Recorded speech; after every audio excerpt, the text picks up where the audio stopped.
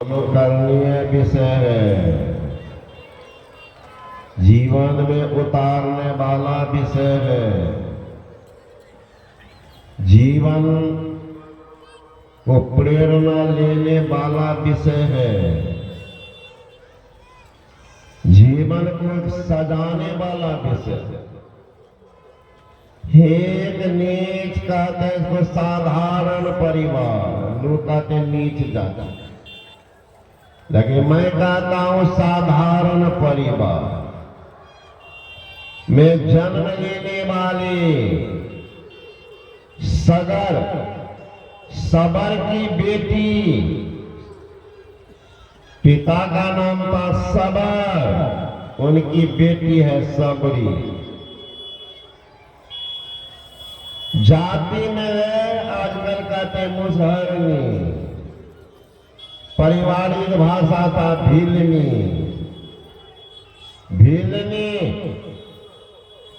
और वो मुसहरनी कौन काम कर ली, सोचने की बात है। मुसहरनी कौन काम कर ली कि भगवान राम बिना बुलाए, बिना कोई निमंत्रण के, बिना कोई सूचना के सबरी के घर में आ रहे हैं। शास्त्र पढ़िएगा, शास्त्र में अगर महापुरुष बिना बुलाए, बिना निमंत्रण के आपके घर में पहुंच रहे हैं, निश्चित मानिए परमात्मा रूप धारण करके आपके कल्याण के लिए पहुंच रहे हैं। मेरी कुटिया माए भगवान सेवा कैसे करो, सबरी के कुटिया में भगवान आए। हाय जब हम गांव के मुखिया को बुलाने के लिए पैरवी करना पड़ता, जिला परिषद के लिए पैरवी, विधायक के लिए पैरवी, तब कहीं आती। इतिहास एक धर्मनिष्ठ है हमारे कुलानंद बाबू, हम ही अब ठीक है, नहीं तो अभी तो कितना विधायक को बुला लेते। क्यों भाई, भाषण देगा तो वो 4 को पैसा देगा, ये कहा चल जब बेल ऐसे तो बहुत कम जगह है ना।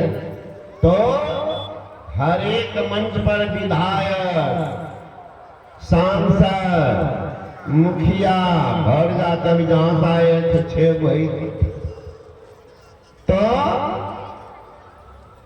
एक राजनेता को बुलाने के लिए पैरवी, या भगवान को बुलाने के लिए कोई पैरवी ही नहीं, कोई पैरवी। बता दीजिए कहां गई सबरी कहने के लिए?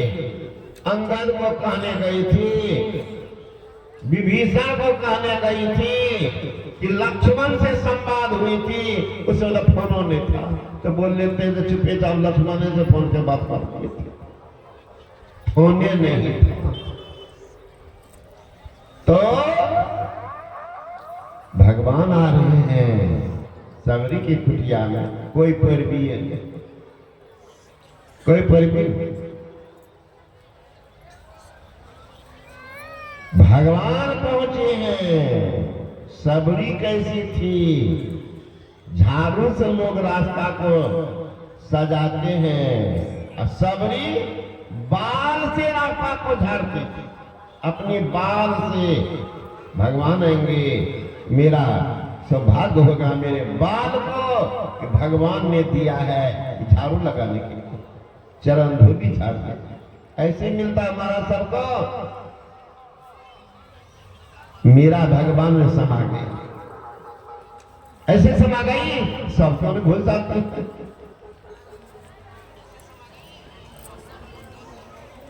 तो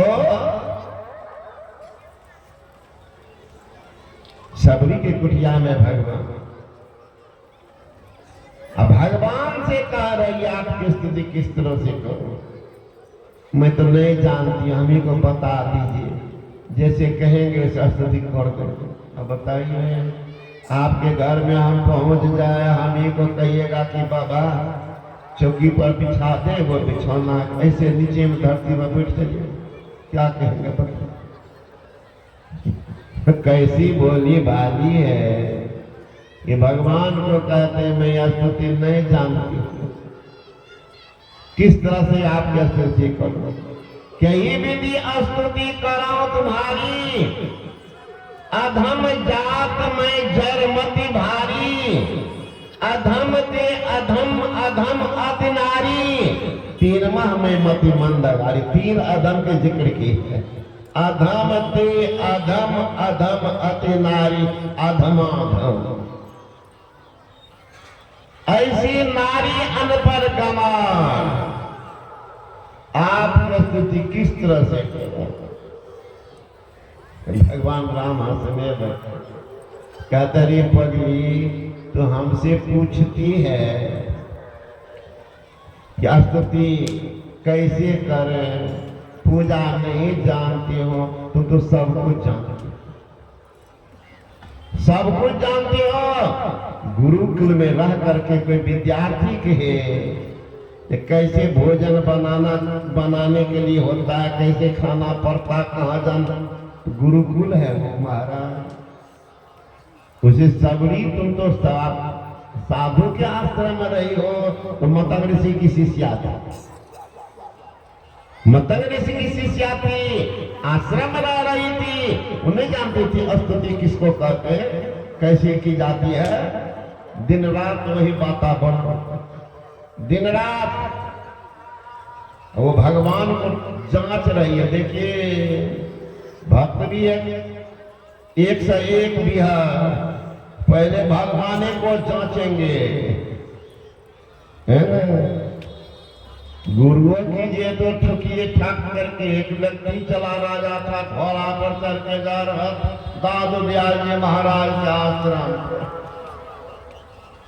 रास्ते में निकले थे कि मुंडित सिर वाली व्यक्ति गुजर रही थी जंगल की तरफ, घोड़ा पर से बाबू कोराल मार के कपार।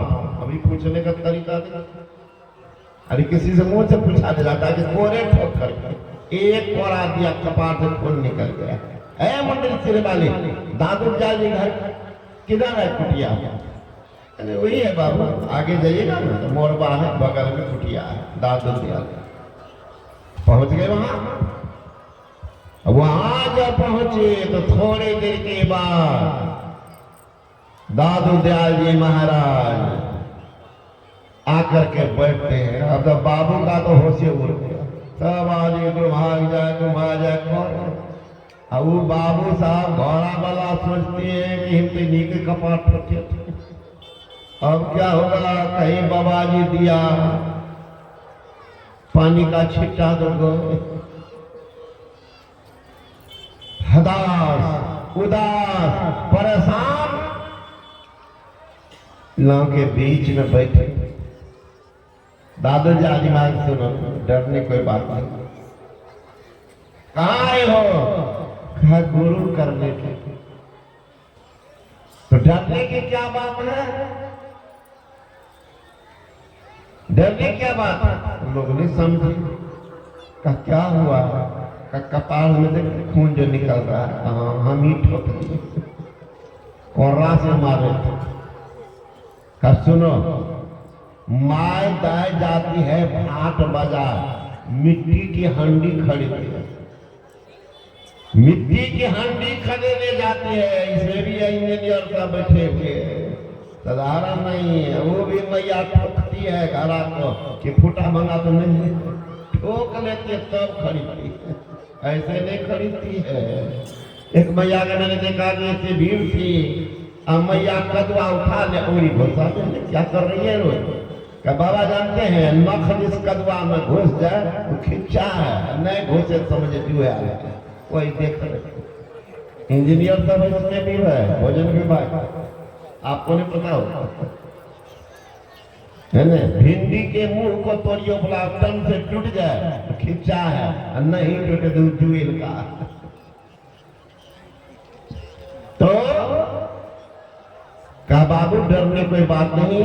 मायदा जब जाती है हाट बाजार तो एक मिट्टी की हंडी जो 5 पैसे की है उसको ठोकती है, बजाती है।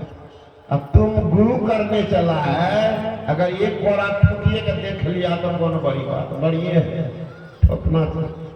अब आप लोग भी दीक्षा लेने जाइए तो हमको ही कपाट में दे दीजिए।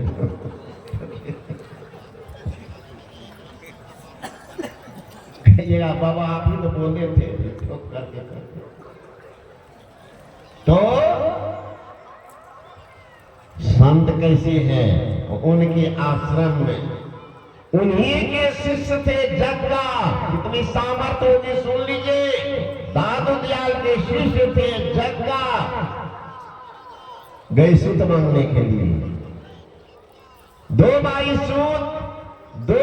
सूत, एक मैया निकली उधर से, थोड़ा सूता लेके कहती है लो बाबा सूत, लो बाबा सूत। जग्गा के मुंह से निकल गया लो माई पूत। मैया भागी घर, ढेर सारा सूता ले आई डाल। दो चार जगह मांगते, अब एक के बार हो गया तो क्या मांगे, संतोषित था, संतोषित लौट गए। देखते हैं दादू दयाल जी सिर पर हाथ रखे। का क्या हो गया गुरु महाराज, का तुम क्या करके आया, जल्दी आ गए हो। एक मैया बड़ी उदार थी, वो ढेर सारा सूता डाला। का तुम कुछ कहा उनको, कहा गुरु महाराज। बोले लो बाबा सूत। अनायास मेरे मुंह से निकल गया लो माई पूत। जा रे पागल, वो मैया तो 3 जन्म तक बांझ है, इस जन्म में तो है ये है, आगा और जन्म। अब तुमने कहा कि लो माई पूत, तो ब्रह्मा के तो यहाँ खाली जगह नहीं, तो कोई मरेगा तब ना। तो अब तो या तो तुमको मरना पड़ेगा या हमको मरना पड़ेगा, तबे ना। चट से पैर पकड़े गुरु महाराज, आप अगर रहेंगे धराधाम पर तो सैकड़ों जग्गा को पैदा कर देंगे, हजारों जग्गा मिलकर एक दादू दयाल को नहीं बनेंगे। इसलिए मैं ही जाता हूँ गुरु महाराज, लेकिन मुझे आशीर्वाद कीजिए कि अगला जन्म में आप ही हमारे गुरु बने, ये आशीर्वाद कीजिए। दादू दयाल जी महाराज आंख में आंसू आई, जग्गा चरण पर सिर रखते हैं, शरीर त्याग देते। उधर वो माई हो गई गर्भवती। दादू दयाल गए घूमते हुए, कहा मैया तुम्हारे कोख से कोई संत आने वाले हैं, इसलिए उनकी रक्षा सुरक्षा व्यवस्था ठीक से करना। वही बच्चा जो जन्म लिया देखने में इतना सुंदर था, उस जन्म उन्हीं का जग्गा का नाम पड़ गया सुंदरदास। सुंदरदास जिनकी वाणी पढ़ते हैं, धूली जैसे धन जाको सूली सा संसार सुख, भूली जैसे भाग जैसे अंत कैसी यारी है, पाप जैसे प्रभुताई, साप जैसे सन्मान, बड़ाई बिच्छुन जैसी नागिनी सी नारी है, अग्नि जैसे इंद्र लोग, विघ्न जैसे विधि लोग, कीर्ति कलंक जैसे सिद्धि सी ठगारी है, वासना में कोई बाकी, ऐसी मति सदा जाकी, सुंदर कहत कही बंदना हमारी। वो है संत, वो संत थे दादू दयाल। सोच सकते हैं सामर्थ्य कितना था, सामर्थ्यवान। पशु को मनुष्य बना देते। संत पीपा साहब थे, सैकड़ों शिष्य संत पीपा जा रहे थे।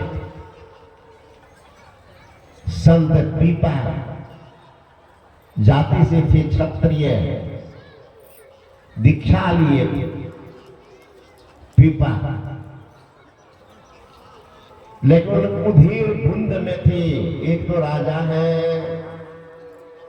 अब दीक्षा ले लिए हैं शूद्र से, रविदास से, समाज में बड़ा उपालंब लोग देंगे, क्या कहेंगे नहीं कहेंगे। चले जा रहे, एक मेहतरनी झाड़ू लगा रही। एक शब्द का देखिए प्रभाव। मेहतरनी अपनी भाषा में बोली, कहते बाबू एक और हो जाए, बाबू एक और हो जाए। तू तो अपने भाषा में एक तरफ हो जाओ कि झाड़ू लगा रहे हो एक तरफ हो जाओ। ये प्रेरणा लिया कि इनके माध्यम से कोई ईश्वर मुझे कह रहे कि बाबू एक और हो जाओ, या तो गुरु की ओर हो जाओ या नर्क के घर की ओर हो जाओ, समाज परिवार में डुबकी मार कर मर जाओ। एक और हो जाओ बाबू, मेहतरनी कह रही है एक और हो जाओ। या तो समाज की रुचि रखो, लोग मर जाता, या लोग मर जाता तोड़कर संत को हो जाओ। बाबू एक और हो जाओ। बागा कृपा जा करके उन्हीं के शरण में चला गया। सामर्थ्यवान महापुरुष चले जा रहे थे, रास्ते में जंगल था, शिष्यगण साथ में, पीपा आगे आगे, पीछे शिष्य मंडली, बीच में आ गया बाघ। जो ही बाघ झपट्टा मारा, शिष्यगण चिल्लाने लगे, गुरु महाराज काल आ गया काल। उलट करके देखते हैं पीपा तो बाघ तेजी में बढ़ा, अब बाघ के कान को पकड़ लिया, अब पकड़ के कुछ मंत्र दिया। अब मंत्र पर के गाड़े मूर्ख, तुमको खाने का कोई जगह नहीं मिला, तुम मेरे शिष्य को खाने आए हो, इनकी मां क्या कहेगी। ये पीपा हमारे बेटा को ले गए, मार के खा गए, तुमको खाने का कोई जगह नहीं मिला, कह करके मंत्र कान में फूंक दिया। उस मंत्र के प्रभाव से बाघ 7 दिन तक जंगल में घूमता, ना कुछ खाया ना पानी पिया, नशा में 7 दिन रहा। 8वां दिन वही बाघ मर गया। नरसिंह मेहता होके जन्म ले गए। नरसिंह मेहता भगवान श्री कृष्ण के अनन्य भक्त, अनन्य भक्त। नरसिंह मेहता रोज जा रहे पूजा करने,